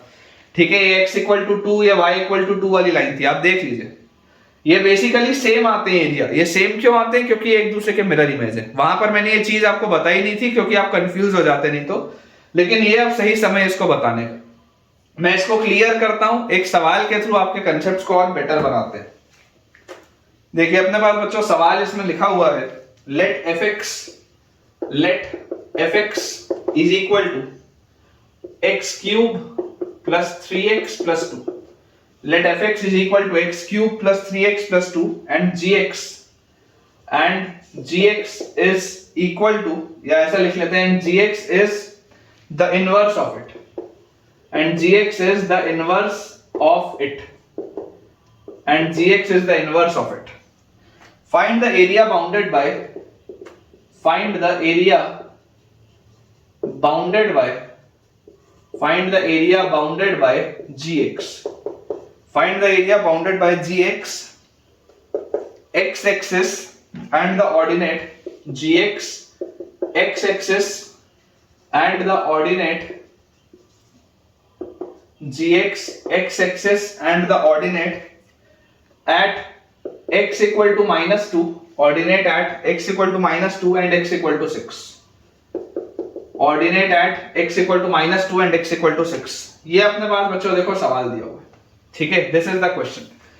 अब अगर आप इसमें ऑब्जर्व करें तो हमें इसमें एक बेटा बात देखो समझ में आती है कि सबसे पहले तो आप उस क्यूबिक को बनाओ। ये बात तो आपको पता ही है कि क्यूबिक का इनवर्स निकालना आपके लिए संभव नहीं है, तो सबसे पहले अपन इस क्यूबिक को बनाते हैं। जैसे हम इस क्यूबिक को बच्चों ड्रॉ करेंगे हमारे पास देखिए क्या आ जाएगा। अगर आप इसका ग्राफ बनाओ तो ग्राफ देखो आपको दिखाई दे रहा है कि x क्यूब का कोफिशिएंट पॉजिटिव है, तो इस पैटर्न का आपके पास ग्राफ बनेगा। x इक्वल टू 0 पर y की वैल्यू देखो कितनी आ रही है, जैसे आप x की वैल्यू यहाँ पर 0 रखोगे, 0 रखते इसकी वैल्यू आएगी 2, मतलब यहां से ये पास होगा। और अब ये इंक्रीजिंग है डिक्रीजिंग है या कैसा है उसके लिए आप इसका डैश निकाल के देख लो, तो f डैश x आपके पास क्या आ जाएगा, f dash x will B 3x square plus 3, f dash x will B 3x square plus 3। तो ये अपने को दिखाई दे रहा है कि f डैश x तो पॉजिटिव, अगर f डैश x पॉजिटिव है मतलब ये function is always increasing, fx जो होगा वो एक इंक्रीजिंग फंक्शन होगा, ये बात अपने को समझ में आती है। तो देखो इसका ग्राफ अंदाजे से अगर मैं बनाऊं तो इसका ग्राफ अंदाजे से कुछ ऐसा बनेगा, कुछ इस पैटर्न का अपने पास ग्राफ होगा। देखो ये हमेशा एक इंक्रीजिंग ग्राफ है, this is always an increasing graph, ठीक है। अब अगर बच्चों ये इंक्रीजिंग ग्राफ है तो यहां से हमारे लिए समझने की बात क्या है, और अगर आपको देखो पॉइंट ऑफ इन्फ्लेक्शन में निकालना हो तो आप एफ डबल डैश भी निकाल सकते हो। एफ डबल डैश एक्स आपके पास यहां से आ जाएगा 3 into 2 6 हो जाएगा, तो 6x आ जाएगा। मतलब इसको जब आप 0 पे करोगे तो x equal to 0 will be the point of inflection. मतलब x इक्वल टू 0 के पहले तक कॉन्केव डाउन है, x इक्वल टू 0 के बाद में कॉन्केव अप है। इस पैटर्न का अपने पास ये ग्राफ है ना, x पॉजिटिव आएगा तो ये कॉन्केव अप आ जाएगा, x नेगेटिव आएगा तो ये कॉन्केव डाउन आ जाएगा। तो ये तो अपन ने इसका ग्राफ बना लिया। अब हमको ये बात पता है कि यार इसका इनवर्स जो भी होगा, इसका inverse will be the mirror image about the line y equal to x, ये बात हमको पता है, लेकिन इसका इनवर्स हमारे लिए निकालना मुमकिन नहीं है। अच्छा, हमको एरिया कौन सा निकालना है? देखो एरिया हमको निकालना है fx is equal to this curve gx is the inverse of it, area bounded by the curve gx x axis and ordinate at x equal to -2 and x equal to -6।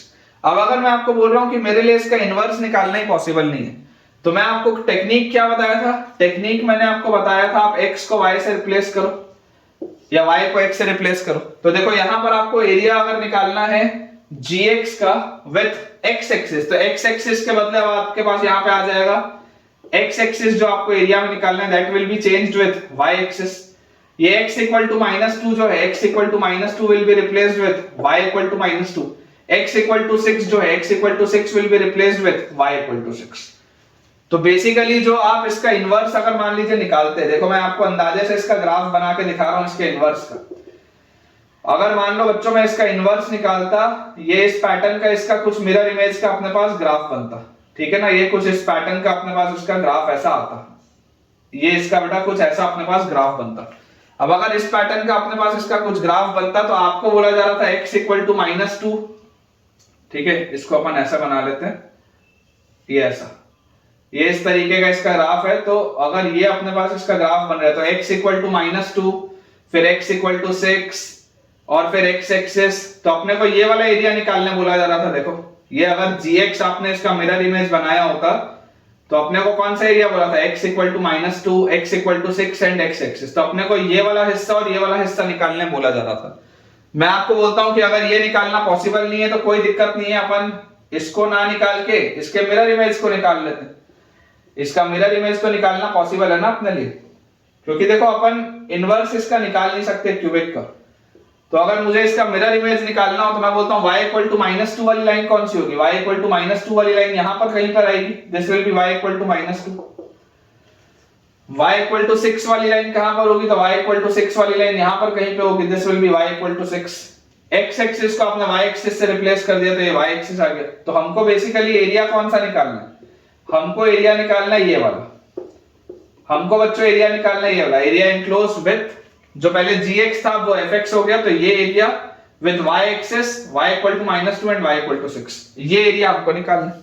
तो यार ये area निकालना तो आसान है। ये वाला देखो कर्व अपने को पता ही है, ये कर्व अपने पास क्या है? y is equal to x cube plus 3x plus 2। मैंने आपको देखो एक सवाल टेक्निक के लिए समझाया, ठीक है। इसके बाद एक और अपन करेंगे इसी पैटर्न का। तो अगर हम इसको ध्यान से समझें कि ये हमारे पास बच्चों देखो जो चीज लिखी हुई है, तो यार यहां से देखो आप इसको अगर इंटीग्रेट करोगे तो आपके पास एरिया क्या आ जाएगा? सबसे पहले आपको यहां पर लेना पड़ेगा एक वर्टिकल स्ट्रिप, और वर्टिकल स्ट्रिप जैसे आप लेंगे तो अब आप इसको सॉल्व करके निकालिए कि x का वेरिएशन कहां से कहां हो रहा है, upper curve minus lower curve करके। तो अगर हम वर्टिकल स्ट्रिप लें तो यहां पर देखो ये वाला जो कर्व है, ये वाले कर्व में y की वैल्यू -2 है। ये वाले कर्व में बच्चों देखो y की वैल्यू क्या है? -2 है। तो y इक्वल टू -2 के साथ अगर आप इसको सॉल्व करोगे तो x cube plus 3x plus 2, x cube plus 3x plus 2 को आप -2 के साथ सॉल्व करिए। जैसे ही आप इसको -2 के साथ सॉल्व करेंगे तो आपके पास एक निकलेगा इंटरसेक्शन पॉइंट।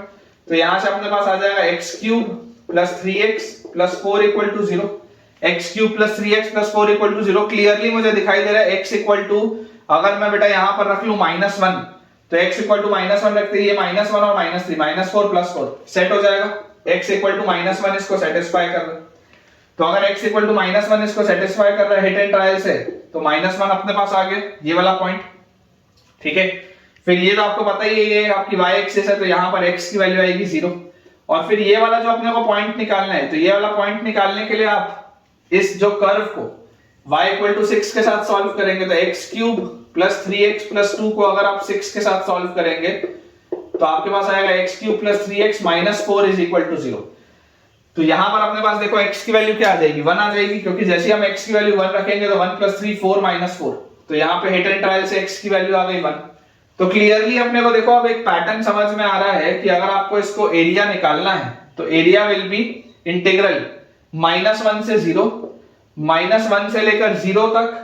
अपर कर्व क्या है, अपर कर्व है y इसका दिया हुआ है x cube plus 3x plus 2, minus lower curve क्या है, y इसका दिया हुआ है -2, तो माइनस -2 इंटीग्रेट हमने किया विद रिस्पेक्ट टू x और प्लस। अब मेरे पास वेरिएशन कहां से कहां हो रहा है, 0 से लेकर 1 तक, 0 से लेकर 1 तक। अब अपर कर्व क्या है, अपर कर्व इज y इसका दिया हुआ है 6 माइनस लोअर कर्व मेरे पास क्या दिया हुआ है, लोअर कर्व मेरे पास दिया हुआ है x cube plus 3x plus 2, x cube plus 3x plus 2, ये अपने पास लिखा हुआ है। इंटीग्रेट हमको करना है विद रिस्पेक्ट टू x, ठीक है, upper curve minus lower curve, तो ये अपने पास चीज आ गई। तो जैसे ही हम इसको बच्चों सॉल्व करेंगे एरिया विल बी, यहां से बच्चों देखो आपके पास x क्यूब का आ जाएगा x की पावर 4/4, फिर 3x का आपके पास आ जाएगा 3x स्क्वायर बाय 2, उसके बाद 2 और प्लस 2 तो प्लस 4, तो 4x आ जाएगा, लिमिट आ गई -1 से 0, प्लस यहां पर बच्चों अपने पास देखो 6 और -2 तो 4 का इंटीग्रल आ जाएगा 4x, फिर अपने पास है -x क्यूब तो -x की पावर 4/4, और उसके बाद अपने पास -3x तो -3x स्क्वायर बाय 2, ठीक है ना। इसको मैंने देखो 6 -2 4 का डायरेक्टली 4x लिख दिया था, ये अपने पास आ गया 0 से 1। तो एरिया अपने पास आ जाएगा, जैसे आप 0 रखोगे तो 0 0 0 खत्म हो गया 0 पे, -1 रखेंगे तो 1/4, -1 रखेंगे तो प्लस 3/2 और -1 रखेंगे तो -4, ये हो गया। फिर प्लस जैसे आप 1 रखोगे तो 4 -1/4 -3/2 और 0 रखोगे तो खत्म। तो यार यहां से मेरे पास क्या आ जाता है, देखो ये अपने पास आ जाता है -1/4 -3/2 प्लस 4 -1/4 -3/2। तो यार ये तो क्या लिखा हुआ है, 4 -1/4 -3/2, 4 -1/4 -3/2, ट्वाइस ऑफ 4 -1/4 -3/2, तो ट्वाइस ऑफ एलसीएम अपने पास इसका आ जाएगा 4, यहां आएगा 16 -4 × 4 तो 4 और 2 × अपने पास यहां पे एक सेकंड एलसीएम इसका 4 आएगा तो 4 × 4 16, फिर यहां पर आपके पास एलसीएम अगर 4 है तो यहां पर 1 का 1 ही रहेगा, और यहां पर अगर 4 है तो 2 × 3 तो यहां 6, ये अपने पास बच्चों आता है। 2 से 4 कटेगा यहाँ पे 2, तो 16 - 6 is 10 -1 is 9, इसका एरिया यार 9/2 आता है, 9/2 आ रहा है बेटा इसका एरिया, देख लीजिए आप। अमेजिंग क्वेश्चन है, कैलकुलेशन है, मेहनत है, लेकिन जैसे ही हम इस तरीके के सवाल को सॉल्व करेंगे कॉन्फिडेंस अपने आप इंक्रीज होगा। 9/2 इज द राइट आंसर। एक लास्ट अपन क्वेश्चन करते हैं बच्चों इस पैटर्न का, उसके बाद अपना आज का लेक्चर अपन एंड करेंगे। आखिरी बेटा अपने पास जो सवाल लिखा हुआ है दैट इज सेम बिल्कुल कंसेप्ट का है। Let y equal to fx, और fx अपने पास जो कर्व दिया हुआ है that is x³/24 plus x²/8, x³/24 plus x²/8 plus 13x/12 plus 1 plus 13x/12 plus 1, and gx be the inverse of fx, and gx be the inverse of fx। gx जो है बच्चों वो fx का inverse है, हमें ये दिया हुआ है। find the area bounded by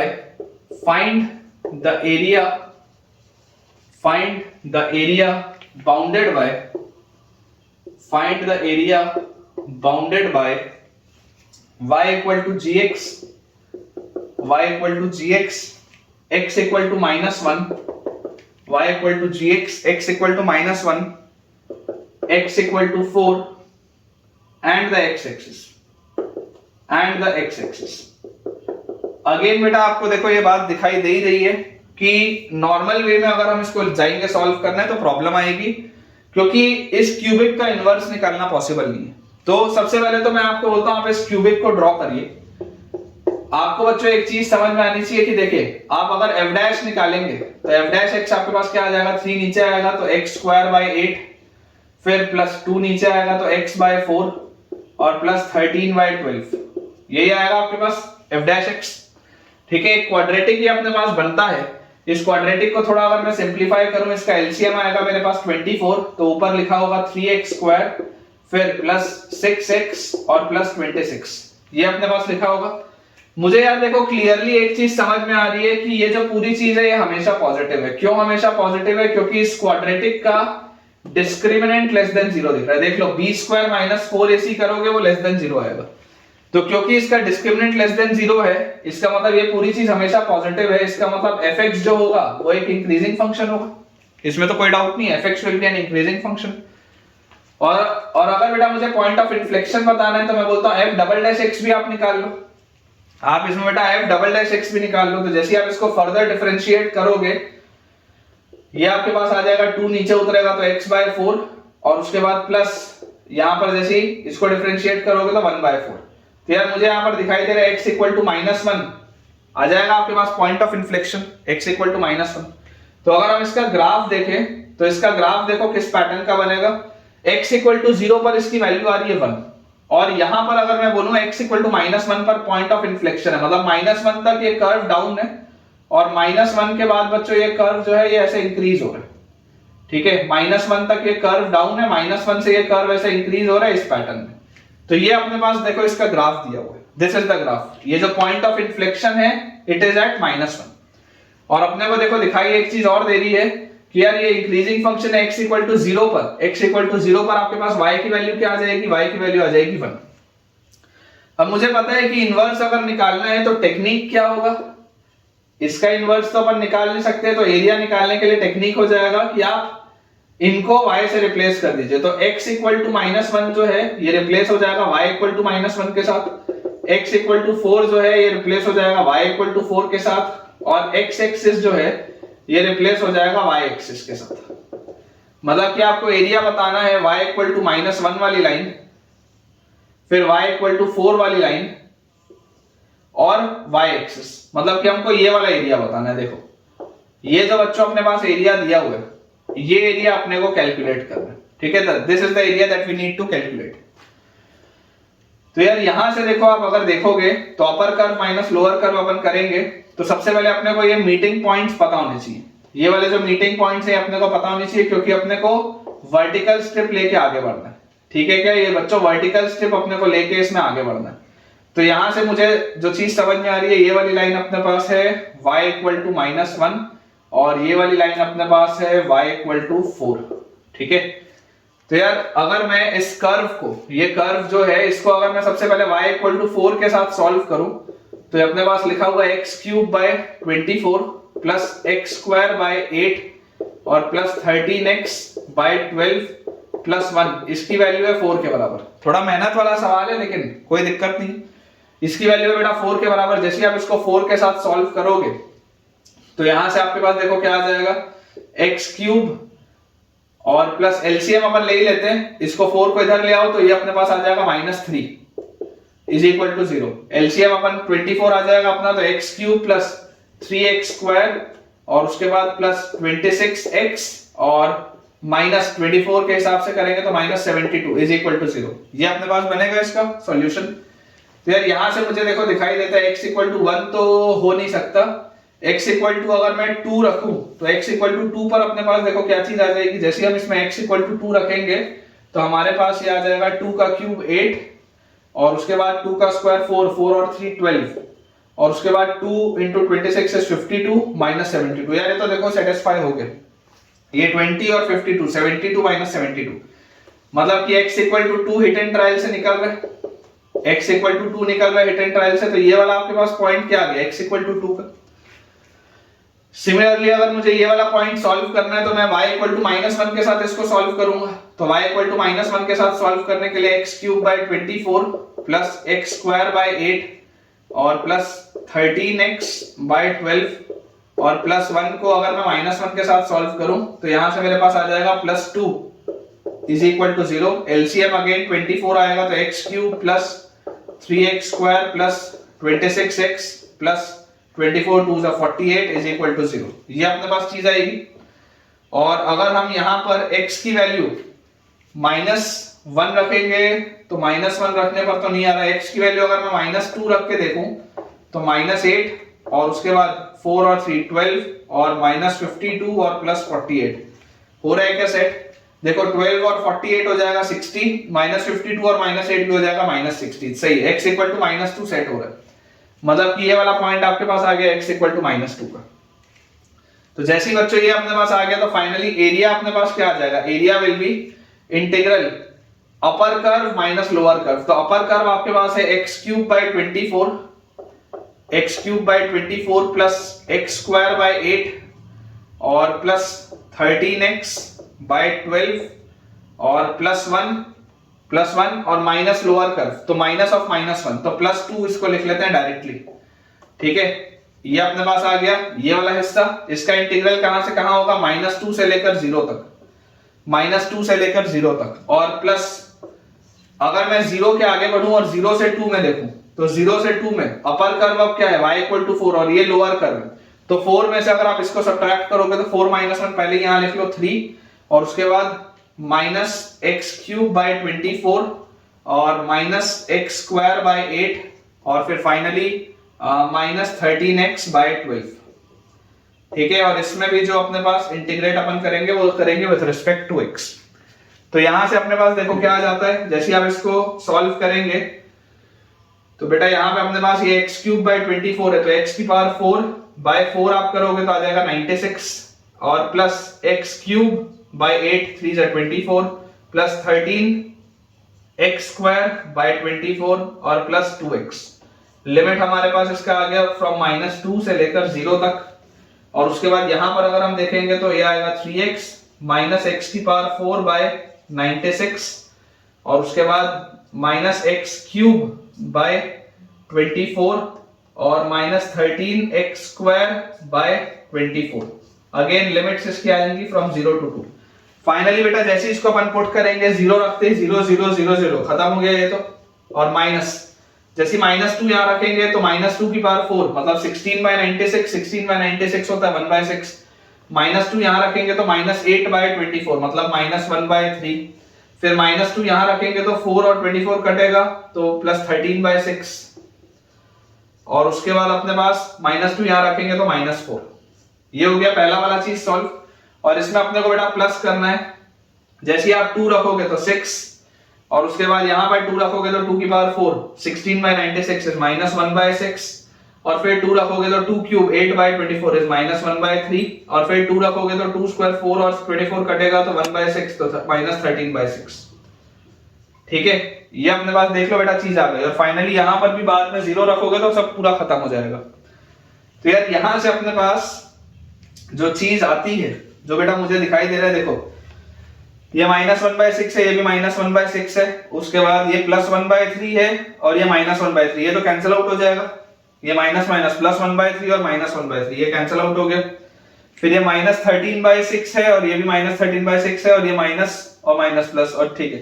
तो देखो बेटा ये 13/6 और 1/6 क्या हो गया 14/6 विद अ माइनस साइन। तो 14/6 को आप लिख सकते हैं 7/3 तो ये आ गया -7/3 और उसके बाद माइनस माइनस प्लस तो +4। फिर यहां पर भी अगर आप देखेंगे तो +6 और -1/6 और -13/6 -14/6 तो अगेन -7/3। तो अपने पास बच्चों ये आ जाता है फाइनली यहां से 4 और 6 10 और -14/3 10 -14/3। तो बच्चों यहां से अपने पास आ जाएगा 30 - 14 है 16/3। ये इसका आंसर आ रहा है यार। अगेन बहुत ज्यादा कैलकुलेटिव था लेकिन एक बार चेक इसको अपन कर लेते हैं तो बिल्कुल सही बिल्कुल करेक्ट है बेटा। 16/3 इज द परफेक्ट आंसर। और इस तरीके के सवाल को देखिए इंटीजर टाइप में भी पूछ सकता है या ये बोल सकता था कि इसका एरिया a/b के फॉर्म में आता है तो आप a+b बताइए, न्यूमेरिक रिस्पांस में भी आ सकता है। तो बच्चों इसके साथ हमारा आज का लेक्चर कंप्लीट होता है और मेरे हिसाब से आज का लेक्चर टेक्निकली टॉपिक वाइज हमारा खत्म हो चुका है। मैक्सिमम 2-3 लेक्चर्स और क्वेश्चन प्रैक्टिस के लिए और उसके बाद एरिया बहुत बढ़िया तरीके से पूरा फिनिश हो जाएगा। अगर आपको आज का लेक्चर पसंद आया है तो अपना एक वैल्यूएबल फीडबैक जरूर एज अ कमेंट पोस्ट करें इस वीडियो के नीचे और अगर पसंद आया ही है तो जल्दी से इस वीडियो को लाइक कर दो, चैनल को सब्सक्राइब करो और अपने दोस्तों के साथ इस वीडियो को और इस चैनल को शेयर भी करो ताकि उन सबकी पढ़ाई बहुत बढ़िया तरीके से हो पाए। Thank you.